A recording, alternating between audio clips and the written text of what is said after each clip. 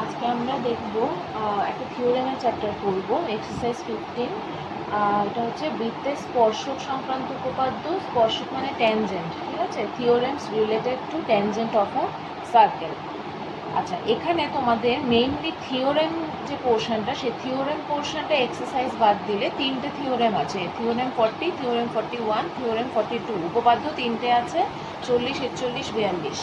এর মধ্যে থেকে দুটো উপপাদ্য খুব ইম্পর্ট্যান্ট, আমি বলে দেবো কোন দুটো উপপাদ্য। ওই দুটো ভীষণ ভালো করে পড়বে, ভীষণ ভালো করে ওইগুলোর যে অ্যাপ্লিকেশানগুলো বা প্রয়োগগুলো আছে ওইগুলো বই থেকে ভালো করে পড়বে। আর হচ্ছে এক্সারসাইজ যেগুলো আছে তোমার 15.1 আছে, 15.2 আছে। তো আমি কিছু কিছু আলোচনা করব, বাকিগুলো তোমরা করে আমাকে পাঠাবে, আমি সেরকমভাবে না হলে চেক করে দেবো। তাহলে আগের থিওরেমগুলো আমি একটু বুঝিয়ে দিচ্ছি।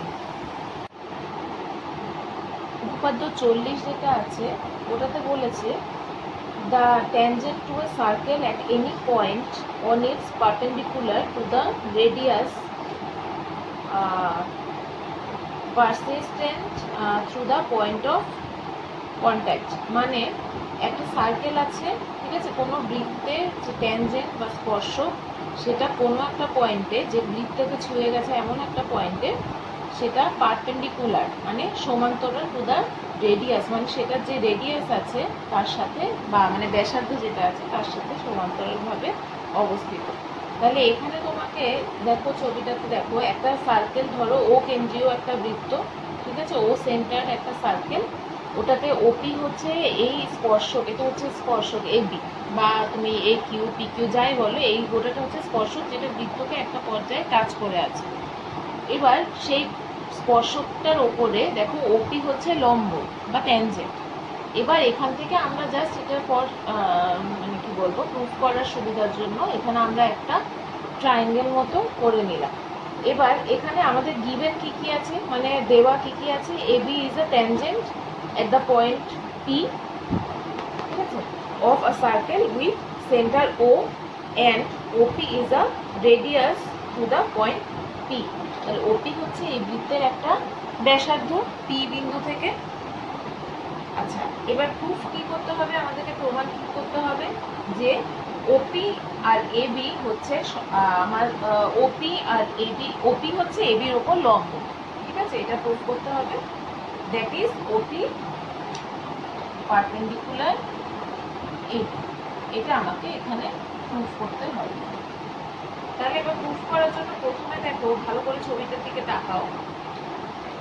প্রথমে আমরা যে কোনো একটা পয়েন্ট কিউ নিয়েছি, ঠিক আছে, মানে ওই স্পর্শকের উপর যে কোনো একটা পয়েন্ট কিউ নিয়েছি, আর A B R O Q join করেছি, মানে A B R O Q join করেছি। এবারে এটাকে যেখানে ছেদ করেছে বৃত্তকে সেখানে আমরা আর নাম দিয়েছি। এবার যে কোনো একটা point A B except P outside the circle, ঠিক আছে, সার্কেলের বাইরে পি বাদে যে কোনো একটা এ বির ওপর একটা তোমার পয়েন্ট হচ্ছে এখানে কিউ।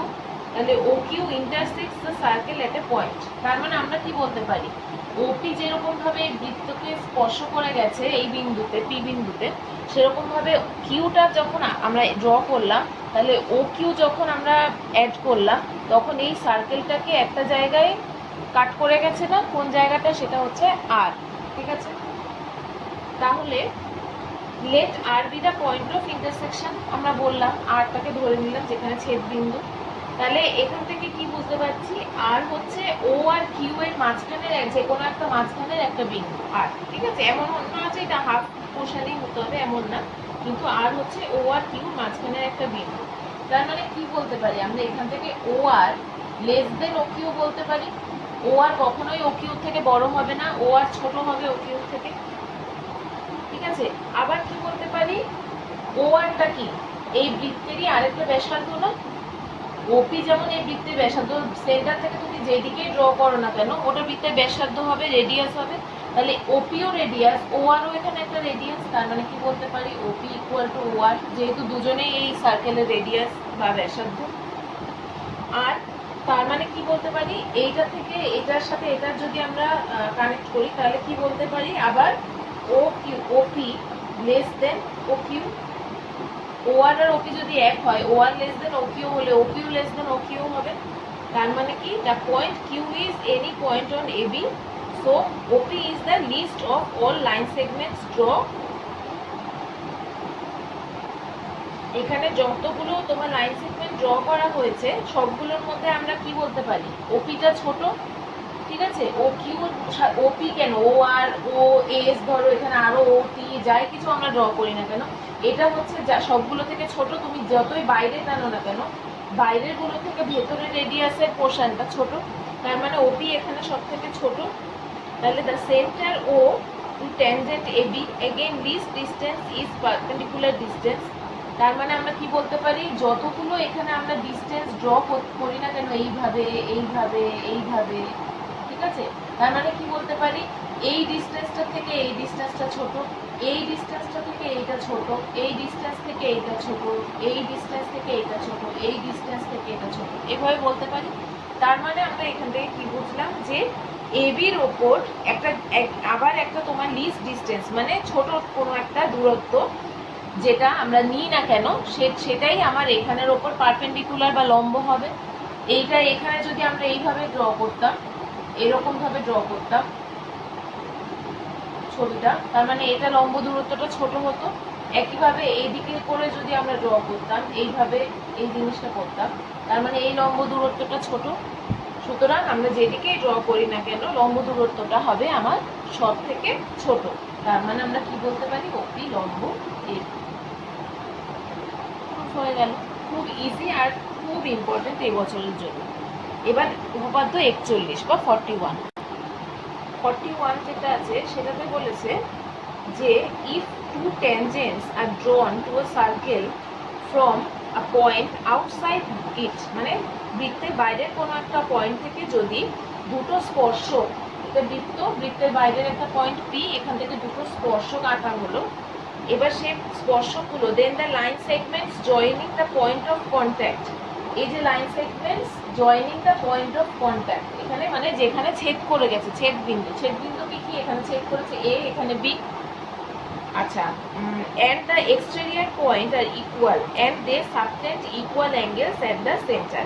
তার মানে কি, যদি আমার বৃত্তের বাইরে কোনো পয়েন্ট থেকে, যেমন পি থেকে দুটো স্পর্শক আঁকা হলো, সেটা বৃত্তকে যে যে বিন্দুতে ছেদ করেছে সেই বিন্দু, যে ছেদ বিন্দুর যে অংশটা, সেই দুটো অংশ সমান হবে। আর ওই যে ছেদবিন্দুগুলোর সাথে যে বৃত্তের ভেতরে যে কোণ উৎপন্ন হয়েছে, মানে অ্যাঙ্গেল উৎপন্ন হয়েছে, সেই অ্যাঙ্গেলগুলো বা কোণগুলো সমান হবে। তার মানে তোমাকে দুটো জিনিস এখানে প্রুফ করতে হবে। একটা হচ্ছে পিএ ইকুয়াল টু পিবি, মানে এই অংশ দুটো সমান হবে, ছেদ করেছে যে অংশ দুটো।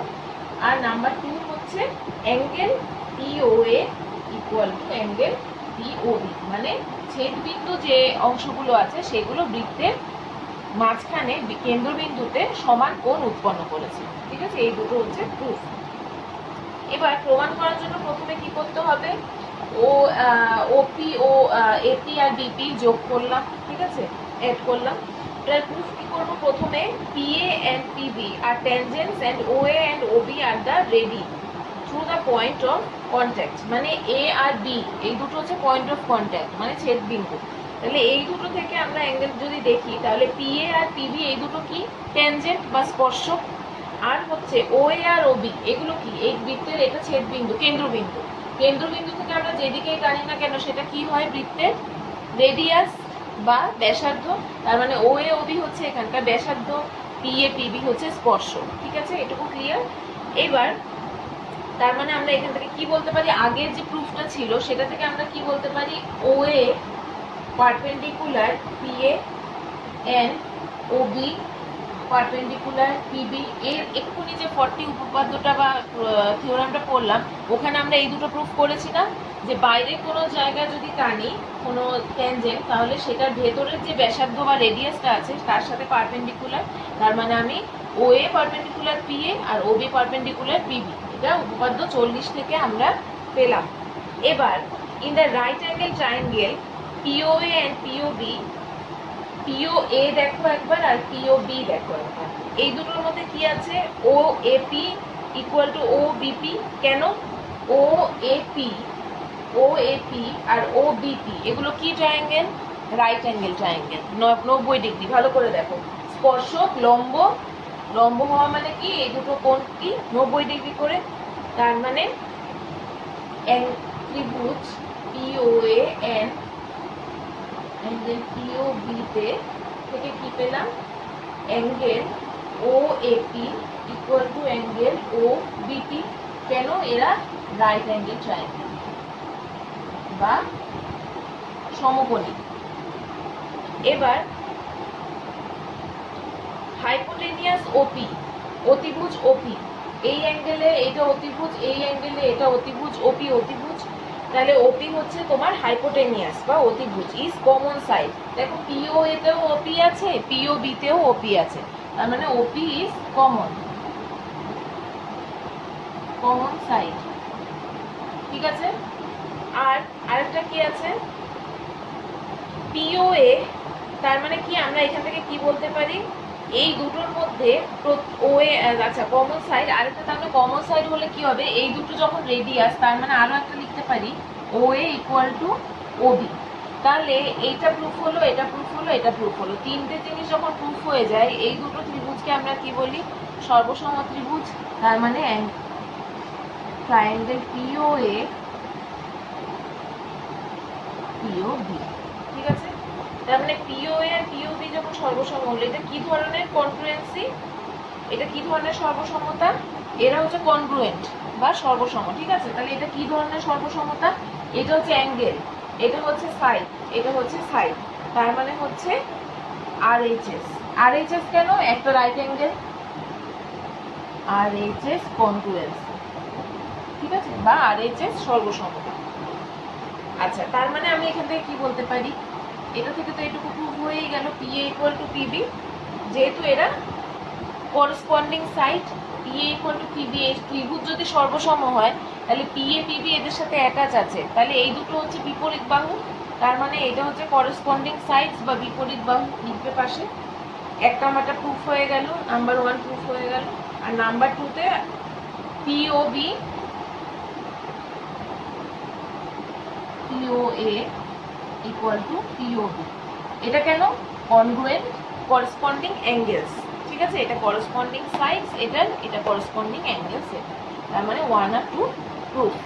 ঠিক আছে, এটা পড়ালাম, কিন্তু এটা অতটা বেশি, খুব বেশি এই বছরের জন্য ইম্পর্টেন্ট না, তবে পড়তে হবে কারণ অ্যাপ্লিকেশন সবগুলো থেকেই আসে। এবার না মুভ করছি আরেকটা ইম্পর্টেন্ট উপপাদ্য 42-তে। আচ্ছা 42-তে দেখো, দুটো ছবি আমি এঁকেছি, বইতেও তোমাদের দেখবে দুটো ছবিই আছে, কিন্তু তোমরা যে কোনো একটা দিয়ে এটা ফলো করবে, এটাও খুব ইম্পর্টেন্ট। ঠিক আছে, 40 আর 42 এই বছরের জন্য ভীষণ ভীষণ ইম্পর্টেন্ট। ঠিক আছে, এখানে দুটো না হলে একটা তোমরা এক্সপেক্ট করতেই পারো এবছর। ঠিক আছে। আচ্ছা, এটাতে কি বলেছে, ইফ টু সার্কেলস, দুটো বৃত্ত টাচ ইচ আদার, যদি একে অপরকে স্পর্শ করে, then the point of contact, তাহলে স্পর্শর যে জায়গাটা মানে ছেদ বিন্দুটা, will lie on the line segment joining the two centres, মানে সেই স্পর্শ বিন্দুটা দুটো বৃত্তকে যে স্পর্শ করে আছে যে জায়গাটা, সেই স্পর্শ বিন্দুটা দুটো বৃত্তের ব্যাসার্ধ যে লাইনে রয়েছে সেই একই লাইনে এই দুটো স্পর্শকও থাকবে। মানে দেখো প্রথম ছবিটার মধ্যে দেখো, এটা নাম্বার 1, এটা নাম্বার 2, একই যে কোনো একটা তুমি ড্র করতে পারো। এই একটা বৃত্ত, এই একটা বৃত্ত সার্কেল, এটার সেন্টার হচ্ছে বি, এটার সেন্টার হচ্ছে এ। এবার এই দুটো জয়েন করেছে কোথায়, পয়েন্ট অফ ইন্টারসেক্ট হচ্ছে পি, ছেদবিন্দু হচ্ছে পি। তাহলে বলেছে প্রমাণ তোমাকে করতে হবে যে এই পি বিন্দুটা এ আর বি এর সাথে কোলিনিয়ার বা একই লাইনে আছে। এটা তো দেখো, এই বি হচ্ছে দেখো এই ছোট বৃত্তটার সেন্টার, এ হচ্ছে এই দেখো বড় বৃত্তটার সেন্টার এ, আর এটা হচ্ছে দুটোকে ছেদ করেছে যে এই পি বিন্দুতে, এটা হচ্ছে স্পর্শক বা ট্যানজেন্ট। তার মানে তোমাকে প্রুফ করতে হবে এ পি বি একই লাইনে আছে। যে কোনো একটা ছবি দেখে তোমরা করতে পারো। তাহলে এবার দেখো কি দেওয়া আছে, দুটো সার্কেল এরকম দেওয়া আছে, আর টাচ করেছে দুটো সার্কেলে এ বি পয়েন্ট পি তে। এবার প্রুফ করতে হবে A P B are collinear. তাহলে কনস্ট্রাকশন বা তোমার আঁকাতে দেখো কি আঁকতে হবে, এ পি আর বিপি জয়েন করে দিতে হবে। ঠিক আছে, কনস্ট্রাকশন বা ছবি আঁকাতে। তাহলে এবার proof, two circles with centres A and B touch each other at a point P. তাহলে দুটো সেন্টার এ আর বি টাচ করে আছে একে অপরকে পি বিন্দুতে। There exists a common tangent at the point P. একটা কমন ট্যানজেন্ট, সাধারণ স্পর্শক, এই বৃত্তেরও যা স্পর্শক এই বৃত্তেরও স্পর্শক, এখানেও তাই সাধারণ স্পর্শক আছে এদের, যে ST।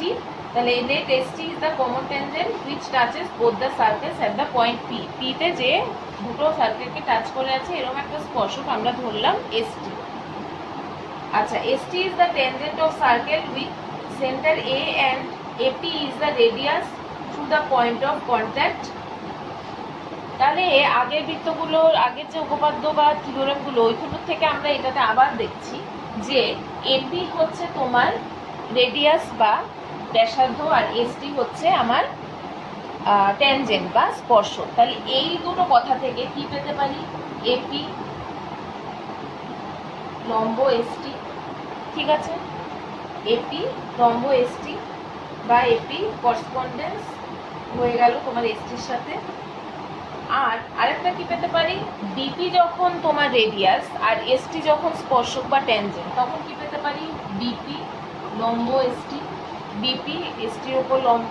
তার মানে এই দুটো থেকে কি জানলাম, AP and BP are both perpendicular to ST at the same point P. একই বিন্দু ছেদবিন্দু পিতে এপি বিপি দুজনেই এসটির ওপর লম্ব, পারপেন্ডিকুলার। তার মানে AP BP lie on the same straight line, AP B are collinear. তাহলে এই দুটো এটাও যদি এটার ওপর লম্ব হয় এটাও যদি এটার ওপর লম্ব হয়, তার মানে কি কোন বিন্দুর ওপর লম্ব হতে পারবে, সেই বিন্দুটা যদি দুজনের সাথে টাচ করে থাকে তাহলে একই লাইনে থাকে।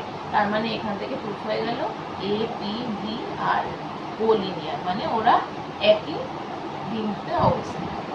ঠিক আছে, তাহলে এটা হয়ে গেল আমাদের এক্সারসাইজ 15। এখানে থিওরেম বা উপপাদ্য বলতে এই তিনটেই আছে। এবার তোমাদের যে কাজটা হবে সেটা হচ্ছে এক্সারসাইজ 15.1 প্রথমে তোমরা করবে, করে আমাকে, কারণ এইগুলো ওই এক্সারসাইজগুলো আমরা ওইভাবে করে আমি এখানে যদি করাতে যাই তাহলে মানে হয়তো বুঝবে কম টুকবে বেশি, জিনিসটা তাই হবে। ঠিক আছে, তো আমি ওই জিনিসটা এইভাবে করাতে চাই না, তোমরা আগে করবে। তোমরা যদি এই উপপাদ্যগুলো আমার বোঝানোগুলো বুঝতে পারো তাহলে ওইগুলো তোমাদের প্রবলেম হবে না। হ্যাঁ, দু একটা প্রবলেম হতেই পারে প্রথম প্রথম করবে। এইগুলো হচ্ছে 1 মার্কস 2 মার্কসের যে অঙ্কগুলো আসে সেইগুলো হচ্ছে এইগুলো। আর 15.2তে যেগুলো আছে ওইগুলো হচ্ছে তোমাদের যে রাইডার বলে যে জিনিসটা আসে, একটা রাইডার অ্যাটেন্ড করতে হয় 3 মার্কস 4 মার্কসের মোস্ট প্রবাবলি, ওইটা হচ্ছে তোমার 15.2 থেকে বিলং করবে। ঠিক আছে, এখানেও আছে দু একটা, খুব একটা বেশি নেই।